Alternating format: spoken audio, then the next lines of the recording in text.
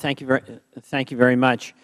The most important thing is that at the end of the day, we have to have a strong and vital Postal Service. And the Postal Service has been here longer than the United States Constitution. There's enormous pressures on the Postal Service now. Obviously, the Internet has really cut into first-class mail, but the telegraph cut into Pony Express. I mean, there's a lot of adjustments that had to be made over the year. And any approach that we take, offered by the White House, offered by this committee, should have as the goal the strengthening of the Postal Service for the long term. My view is that while there's enormous price pressures, the reforms we have cannot be ones that ultimately undercut the capacity of the Postal Service to provide the unique service it does. 6-day delivery, in my view, is very important. I'm from a rural area, so folks in rural Vermont, all over Vermont, really depend on that Saturday delivery. So my hope is that at the end of the day, we're going to maintain that 6-day delivery. One of the questions that I have of you, Mr. Deese, is whether on the funding issue that some of my colleagues have brought up, where we have situations in government, in some State governments all around, where sometimes pensions and medical expenses are underfunded, and that creates a huge problem, but sometimes they're overfunded, and that creates a huge problem, a cash flow for the Postal Service. Where do you all stand on the funding levels for these pensions and the obligations that the Postal Service has that are kind of constricting their cash flow and their ability to operate? Thank you for that, and I would just say at the outset that the Administration agrees strongly with your bottom line principle that we need to be focused on a stronger Postal Service. With respect to the pension and other outstanding liabilities, it is important to look liability by liability because it differs.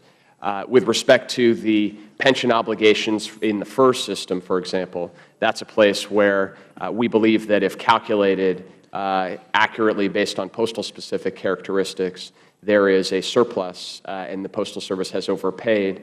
Our proposal would rebate those resources back. Right. That's great. So we'd right-size the obligation. That would be actuarially sound, but not bone-crushing for the cash flow of the Postal Service. That's the goal, right? Yeah, and that's right. And I think that you have to look at these pieces together because if a reform proposal doesn't achieve sufficient near-term financial relief, then it's not going to allow time and space for reforms to take effect, nor will it allow for the Congress and the Administration to actually solve this problem, and we may be back here again. Thank you. A couple of other things. What about, we've got to maintain the overnight delivery standards. I mean, one of the great things about any organization is when they can provide the service that the customers need. Overnight delivery really is important to the Postal Service to be customer friendly. And number two, in this time where there's enormous pressure, loss of first-class mail from the Internet, there's got to be some freedom to innovate. I mean, our companies that do well are the ones that adapt. Where is the Administration with respect to maintaining overnight delivery standards and giving some flexibility and freedom to the Postal Service to innovate and find other ways to generate revenue to make that Postal Service strong? Well, with respect to the second piece on innovation, we agree that it's important to provide additional flexibility and additional authorities for the Postal Service to innovate and to expand where they have identified promising new business lines, for example, in the delivery of beer and wine. And with respect to the question of overnight delivery, I think we believe it's important to maintain the quality of service that customers have come to rely on, and that has to be an integral part of making any of these reforms. Okay. Thank you very much, Mr. Deese. Mr. Chairman, I yield back. Would the gentleman yield? I will yield, yes. Thank you.